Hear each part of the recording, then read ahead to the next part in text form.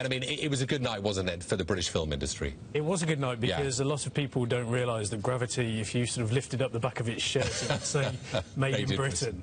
I think the producer David Heyman's been calling it sort of 98% British. It was made here. Alfonso Cuarón, the director, is based in London. So yes, it was a good night. Yeah, and of course, 12 Years a Slave. The directors. Yep, Steve McQueen. Steve McQueen is British, so it's been a great night for us. In terms of the way that the awards were distributed, just like the BAFTAs, there seemed to be a few for each film, really. There were so many good films in the running this year, weren't there? That's right. Some years you have a runaway, you know, a Schindler's List year. You know that a film is just going to sweep the board.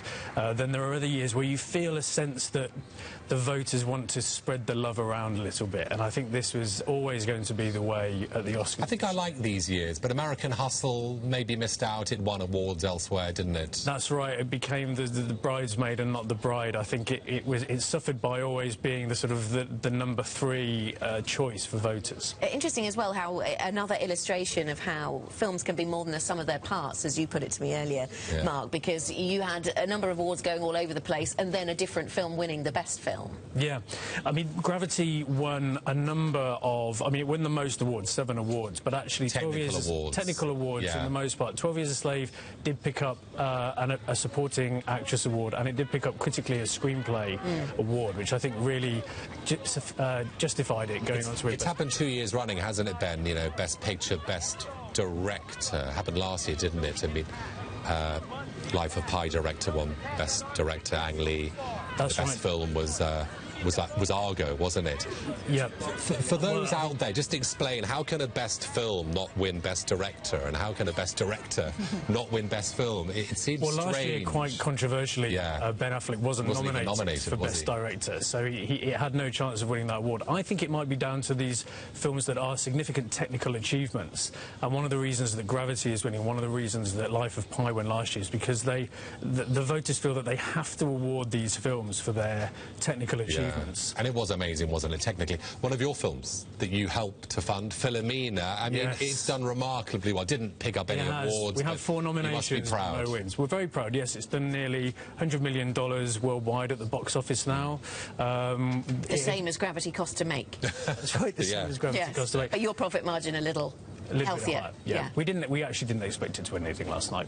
Tell us how the BFI Film Fund works. Well, we invest we invest lottery money, so it's national lottery money, and we invest it as equity in a film, normally alongside a number of other financiers, some private money, some market money, and it sits in there alongside a number of other financiers. And Ben, where is the future of film distribution going, if it's not too big a question to answer at 7:35 this morning? It was Monday morning. I mean, I read over the weekend with interest that Curzon, which is a a cinema chain, a fairly small cinema chain, they want to shine a light on some more art house cinema by showing it online on the same day as it's released in the cinemas, which I thought was an interesting move. Some people say this is great for small films. Others say it's the thin end of the wedge. If that's what happens to all films, then it's the death of film in cinemas. I think it'll be a while before it happens to all films, because the exhibitors, the cinema chains, have been very nervous about allowing studios to release their films at the same time. They've gone against any other attempt to do this in the past. Curzon have the opportunity to do it because they own their own cinemas and they own their own distribution channels.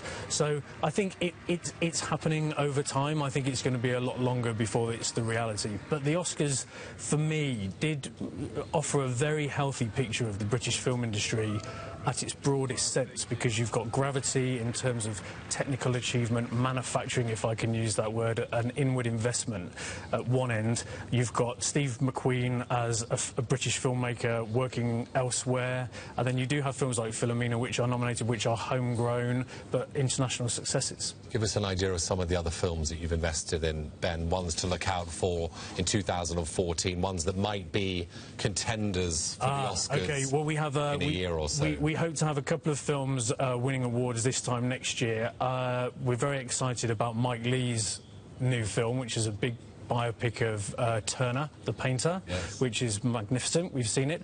There's another film from the team that have been putting Philomene together called Pride, which is about the coming together of striking Welsh miners and gay pride activists in the 1980s, which we're looking forward to. Sounds like Priscilla meets the Full Monty. Well, we'll try and use that. Will there be songs? As long as you quote me. There are many songs. There are many songs. You can probably guess them all. Okay. Oh, right, there's a really... There will be dancing. Ben, thank you very much. There could be